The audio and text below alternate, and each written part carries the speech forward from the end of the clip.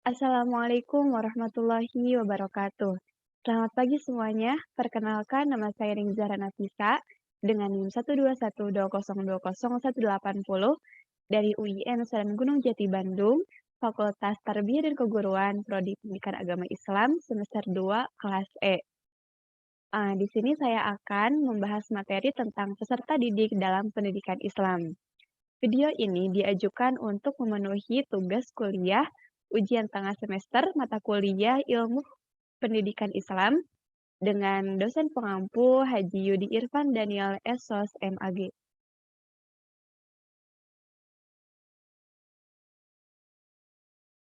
Pembahasan yang akan saya bahas yang pertama adalah kita harus mengetahui terlebih dahulu tentang pengertian peserta didik.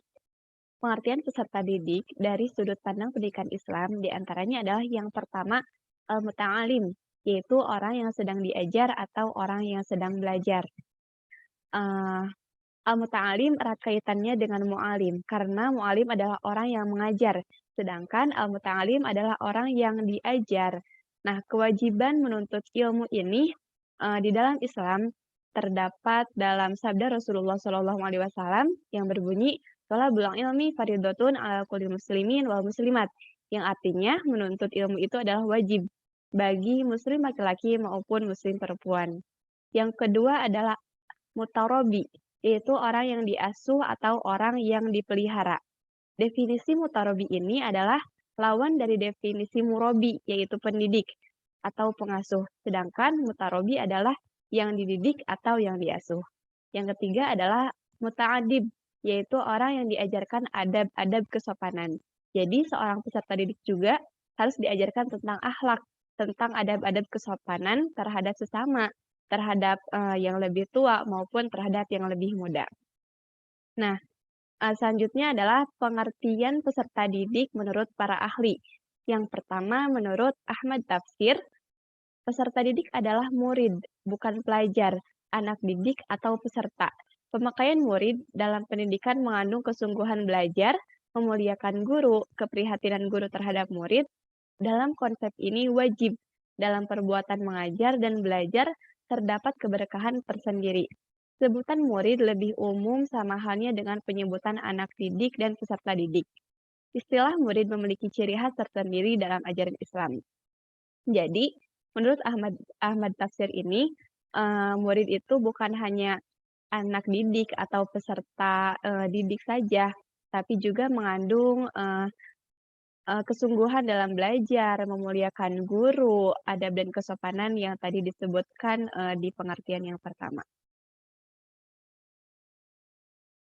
Di dalam pendidikan Islam, peserta didik juga mempunyai hak dan kewajiban.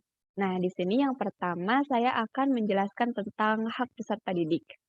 Pada pasal 12 disebutkan bahwa setiap peserta didik pada setiap satuan pendidikan, SD maupun SMA ataupun SMP, mempunyai hak yang pertama, mendapatkan pendidikan agama sesuai dengan agama yang dianutnya dan diajarkan oleh pendidik yang seagama.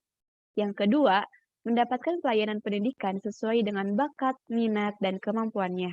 Yang ketiga, mendapatkan beasiswa peserta didik bagi yang berprestasi atau yang orang tuanya tidak mampu membiayai pendidikannya. Yang keempat, mendapatkan biaya pendidikan bagi mereka yang orang tuanya tidak mampu membiayai pendidikan. Yang kelima, pindah ke program pendidikan pada jalur dan satuan pendidikan lain yang setara.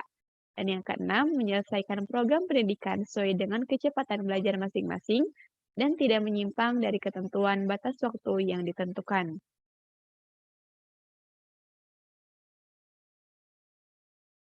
Nah, selanjutnya, selain ada hak, tentu ada kewajiban yang harus dipenuhi oleh peserta didik.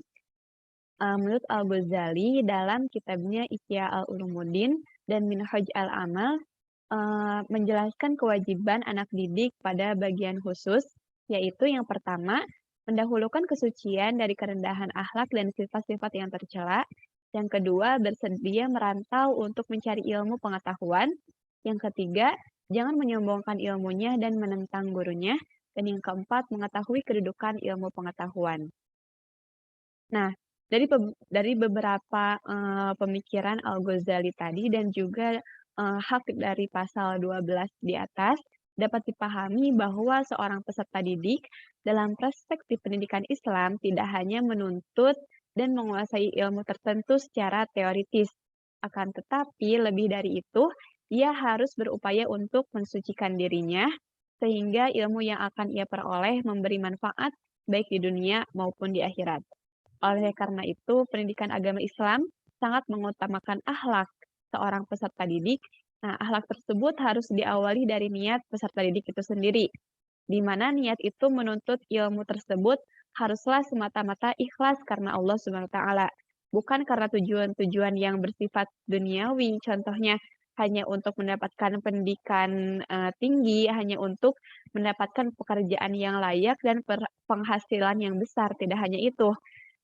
Jadi si ilmu yang didapatkan oleh peserta didik itu juga harus bermanfaat untuk akhiratnya kelak.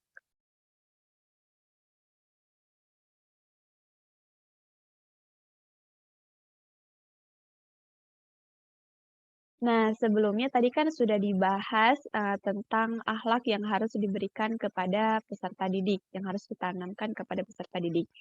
Nah, di sini kita akan membahas etika peserta didik dalam Islam.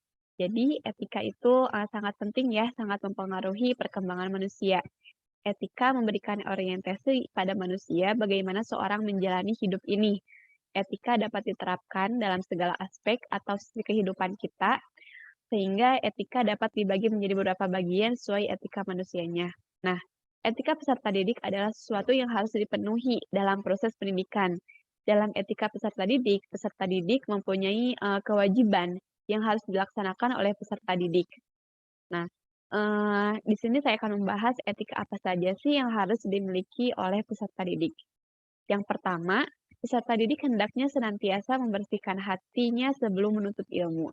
Jadi, peserta didik itu harus mempunyai niat yang lurus dalam menuntut ilmu, seperti yang telah disampaikan tadi, dia harus mempunyai niat ikhlas ridho karena Allah Subhanahu wa taala semata.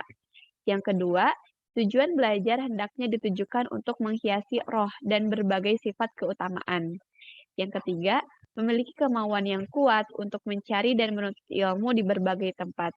Jadi dia tidak hanya mencari ilmu di suatu tempat saja, karena sejatinya dimanapun kita berada, kita harus tetap mencari ilmu.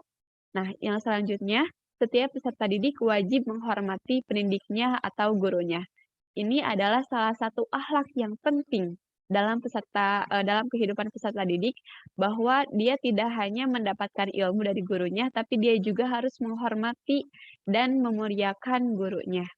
Yang terakhir, peserta didik hendaknya belajar secara sungguh-sungguh dan tabah.